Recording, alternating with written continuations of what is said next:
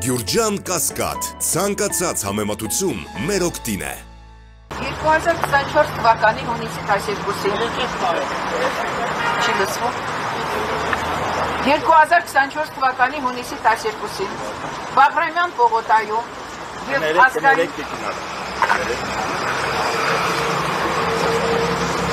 2024 թվականի հունիսի 12-ին Բաղրամյան պողոտայում եւ ազգային ժողովի հարակից տարածքում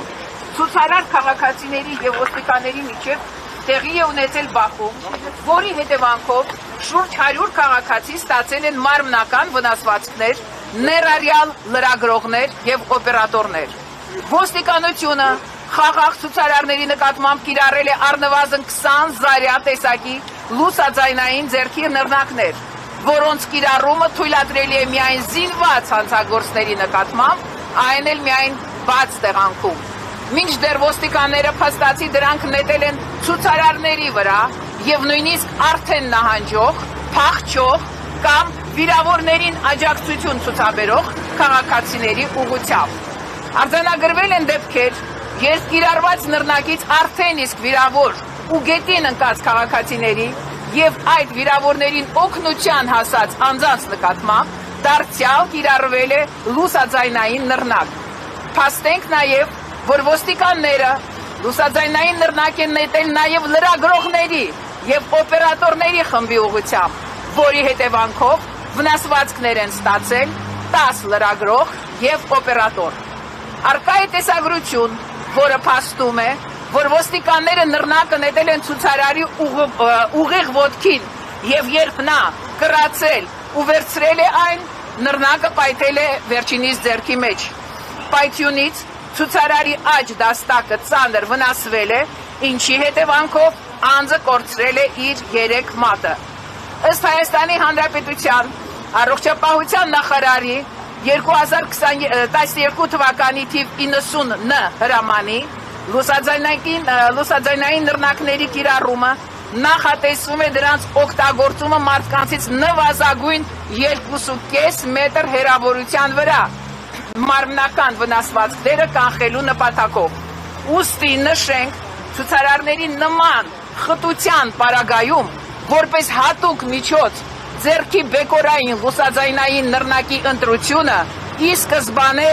լուրջ ռիսկեր է պարունակել հավաքի մասնակիցների առողջության եւ կյանքի համար եւ այդուհանդերձ նշված վայրում եղել է ընդամենը 1 շտապօգնության հաշվարկ։ Տեսագրությամբ արձանագրված փաստերը հիմք են տալիս ենթադրել, որ նռնակների կիրառումը տեղի է ունեցել Հայաստանի Հանրապետության ներքին գործերի նախարարության ոստիկանապետ Արամ Հովհաննիսյանի եւ ոստիկանության զորքերի հրամանատար Հայկ Բաբայանի ուղիղ հրամանով։ Թեպետ ոստիկանության սպառազինության զինապահեստում առկա են նվազ վտանգավոր հատուկ միջոցներ, այն է փշալար, ջրցան մեքենա, այնուամենայնիվ կիրառվել է առավել վտանգավոր միջոցը։ Ըստ գործող օրենքի, մինչ հատուկ միջոցների կիրառումը պետք է լինի ցուցարարների պատշաճ զգուշացում, սակայն դա չի արվել, ինչն օրենքի պահանջի կոպիտ խախտում է։ Արձանագրվել են դեպքեր ոստիկանության կողմից քաղաքացիների հանդեպ անհամաչափ ֆիզիկական ուժ կիրառելու մասին։ Բռնություն եւ ահաբեկիչ խոսք տեղի է ունեցել նաեւ ոստիկանական մեքենաների մեջ, ընդ որում դիմադրություն ցույց չտված քաղաքացիների նկատմամբ։ Նշված դրվագներում առանձին ոստիկաններ զանց են առել իրենց օրինական լիազորությունների սահմանները։ Տեսագրությունները փաստում են, որ նռնակների կիրառման ընթացքում կարմիր բերետավորները շարունակել են ծեծել ցուցարարներին։ Նրանցից մեկին ծեծելով տեղափոխել են ոստիկանական շարքերի խորքը, որի ընթացքում այլ ոստիկաններ եւս հարվածներ են նրան հասցրել, այդ թվում մահակով։ Մեկ այլ տեսանյութում երևում է, թե ինչպես են ոստիկանները մազերից քաշել եւ ծեծել պատառոտված հագուստով ցուցարարին։ Ի սկզբանե խաղաղ հավաքի հարևանությամբ ներկա են եղել ոստիկանության զորքեր։ Հիշեցնենք, ոստիկանության մասին օրենքի համաձայն նաև ոստիկանական զորքերի մասին նախատեսված օրենքով խաղաղ հավաքի հարևանությամբ ոստիկանական զորքերի ներկայությունը արգելվում է։ Ոստիկանական զորքերը կարող են ներգրավել միայն զանգվածային անկարգությունների առաջացման դեպքում, այն էլ, եթե ոստիկանության այլ ուժերը եւ ԱԱԾ-ն սեփական ուժերով ի վիճակի չեն կանխել եւ դադարեցնել այդ զանգվածային անկարգությունները։ Փաշինյան Նիկոլը այդ դրամատիկ իրադարձություններից անմիջապես առաջ հանդարտության եւ ողջախոհության կոչերով հանդես գալու փոխարեն իր անհավասարակշիռ պահվածքով էլ ավելի է լարել իրավիճակը, հրահրելով բռնությունների գործադրում խորհրդարանի նիստերի դահլիճում գտնվող ընդդիմադիր պատգամավորների հանդեպ եւ ապօրինի գործողություններ նիստը լուսաբանող լրագրողների հանդեպ։ Նիկոլ Փաշինյանը բախումներից կարճ ժամանակ անց գնահատականներ է տվել տեղի ունեցածի վերաբերյալ, որակավորելով ոստիկանության գործողություններն իրավաչափ, համաչափ եւ պրոֆեսիոնալ։ Այսպիսի կանխակալ դիրքորոշում ակնհայտորեն կաշկանդել է վերոհիշյալ դեպքերի եւ իրադարձությունների անկողմնակալ, լիարժեք, համապարփակ եւ մանրակրկիտ քննությանը։ Ոստիկանությունը չի ձեռնարկել քաղաքացիների հետ բախումից խուսափելու համար նախատեսված բոլոր պատշաճ քայլերը,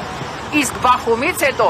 ոստիկանությունը հատել է համաչափության սահմանը եւ լուսաձայնային նռնակների կիրառման սահմանափակումները, որի հետևանքով հարյուրավոր անձանց հիմնարար իրավունքներ խախտվել են։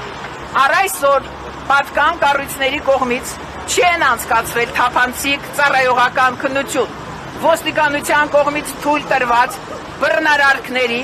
եւ այլ իրավախախտումների, ներառյալ հավաքի մասնակիցների ուղղությամբ հատուկ միջոց չհանդիսացող տարբեր առարկաներ նետելու եւ լրագրողների մասնագիտական օրինական գործունեությունը խոչընդոտելու վերաբերյալ։ Քննության պետք է առնել եւ իրավական գնահատական տալ ոստիկանության ծառայողների գործողություններին, ոստիկանության կողմից կիրառված հատուկ միջոցների ընտրության հիմնավորվածությանը, կիրառված հատուկ միջոցների քանակի հիմնավորվածությանը, բերման ենթարկված չդիմադրող ցուցարարների նկատմամբ ֆիզիկական ուժի կիրառման դեպքերի եւ այլ խախտումներին։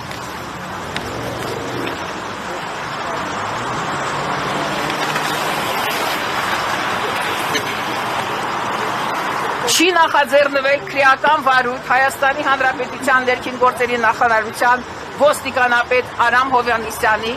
եւ ոստիկանության զորքերի հրամանատար Հայկ Բաբայանի գործողությունների առնչությամբ, առանց օրենքով նախանշված հիմքերի որևէ մեկի առկայության հատուկ միջոցներ կիրառելով լիազորությունները չարաշահելու հանցակազմի հատկանիշներով։ Խիստ մտահոգիչ ու դատապարտելի է այն փաստը, որ դեպքերից անմիջապես հետո Նիկոլ Փաշինյանը, ազգային ժողովի նախագահը եւ հանրապետության նախագահը ոչ միայն ափսոսանք եւ մտահոգություն չեն արտահայտել տասնյակ վիրավորների փաստի կապակցությամբ, այլև անվերապահորեն արդարացրել են ուժային կառույցների գործողությունները, ըստ էության ուղղորդելով եւ կանխորոշելով հետաքննության արդյունքները։ Այսպիսով կատարվածի գլխավոր պատասխանատուն Նիկոլ Փաշինյանի վարչախումբն է, որը օրինակարգության եւ ժողովրդի վստահության սրընթաց անկմանը զուգահեռ երկիրը կառավարելու իր գլխավոր հենարանն է դիտում ուժային կառույցները, Հայաստանում հաստատելով ոստիկանապետություն։ Նիկոլ Փաշինյանը պետական համակարգը դարձրել է մասնակից իր բռնության եւ հակաօրինական գործունեությանը։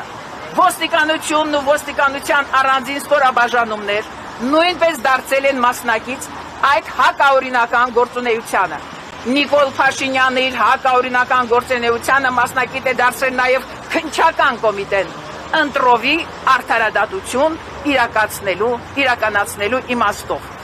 Հունիսի 12-ի դեպքերի կապակցությամբ Հայաստանի Հանրապետության քննչական կոմիտեն հարուցել է 2 քրեական վարույթ, մեկը քաղաքացիների կողմից ենթադրյալ զանգվածային անկարգությունների փաստով, իսկ մյուսը ոստիկանության ծառայողների կողմից պաշտոնական լիազորությունների ենթադրյալ վերազանցման փաստով։ Առաջին գործը քննվել է ավելի քան 100 քննիչների կազմված քննչական խմբի կողմից, կատարվել են ձերբակալումներ եւ շուրջ 3 ամիս հետո գործը փոխանցվել է դատարան 16 անձանց առաջադրելով մեղադրանք, մեկը զանգվածային անկարգության մեղադրանքով, մնացածները խուլիգանության։ Ներկայումս դատաքննությունը շարունակվում է, մինչդեռ ոստիկանության գործողությունների մասով նախաքննությունը ընթանում է դանդաղ, նախաքննական գաղտնիքի խստագույն ռեժիմով եւ մինչ օրս որևէ ոստիկանի մեղադրանք չի առաջադրվել։ Ուստի բնական է, որ Հայաստանում մարդու իրավունքների իրավիճակի կտրուկ վատթարացում են արձանագրել եւ իրավապահ մարմինների գործողությունների խիստ քննադատությամբ են հանդես եկել Ամերիկայի Միացյալ Նահանգների կառավարությունը, ամենամյա տարեկան զեկույցում, ինչպես նաեւ Human Rights Watch եւ Freedom House հեղինակավոր միջազգային իրավապաշտպան կազմակերպությունները։ Սակայն Հայաստանի Հանրապետությունում Ամերիկայի Միացյալ Նահանգների դեսպանությունը իր տարածած հաղորդագրության մեջ ոստիկանության գործողությունները, այն է ոչ համաչափ եւ ոչ իրավաչափ գործողություններ, բռնություններ եւ խոշտանգումներ իրականացրած Հայաստանի Հանրապետության ոստիկանության եւ ոստիկանական զորքերի զինծառայողների կողմից կատարած արարքները որակում է որպես իրավաչափ եւ խրախուսում է այն։ Միաժամանակ հունիսի 12-ին Երևանում ազգային ժողովի հարակից տարածքում սահմանադրությամբ արտոնված ցույց անցկացնելու իրավունքը իրականացնող Հայաստանի Հանրապետության քաղաքացիներին հորդորում է հավաքների ազատության իրենց իրավունքը իրականացնել պատասխանատու կերպով եւ զերծ մնալ բռնության դրսևորումներից։ Ամերիկայի Միացյալ Նահանգների ժողովրդին եւ պետությանը ներկայացնող Հայաստանի Հանրապետությունում Ամերիկայի Միացյալ Նահանգների դեսպան Քրիստինա Քվինը նման արարքով վարկաբեկում է Ամերիկայի Միացյալ Նահանգների 47-րդ նախագահ Դոնալդ Թրամփի կողմից իրականացվող իրապես ժողովրդավար քաղաքականությունը,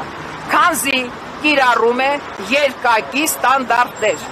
անուղղակի խրախուսելով եւ պաշտպանելով Հայաստանի Հանրապետության ռեժիմի, մասնավորապես Հայաստանի Հանրապետության վարչապետի պարտականությունը կատարող Փաշինյան Նիկոլի ձեռքի գործիք հանդիսացող ոստիկանությանը, քննչական մարմիններին եւ վերջիններիս կողմից անօրինական, հակաիրավական, հակամարդկային գործողություններ։ Հավաքի մասնակիցները Հայաստանի Հանրապետությունում Ամերիկայի Միացյալ Նահանգների դեսպան Քրիստինա Քվինին դիպնում են որպես անցանկալի անձ եւ հետամուտ են լինելու, որպեսզի վերջինս օր առաջ լքի Հայաստանի Հանրապետությունը։ Հավաքի մասնակիցները այսօրվանից Հայաստանի ամբողջ տարածքում սկսում են ստորագրահավաք Հայաստանի Հանրապետությունում ԱՄՆ դեսպան Քրիստինա Քվինին պերսոնա նոն գրատա ճանաչելու նպատակով եւ լիահույս են, որ Ամերիկայի Միացյալ Նահանգների նախագահ Դոնալդ Թրամփի եւ Ամերիկայի Միացյալ Նահանգների նոր վարչակազմի կողմից արդարացի, իրապես ժողովրդավար եւ քրիստոնեական արժեքների հենքի վրա իրականացվող քաղաքականությունը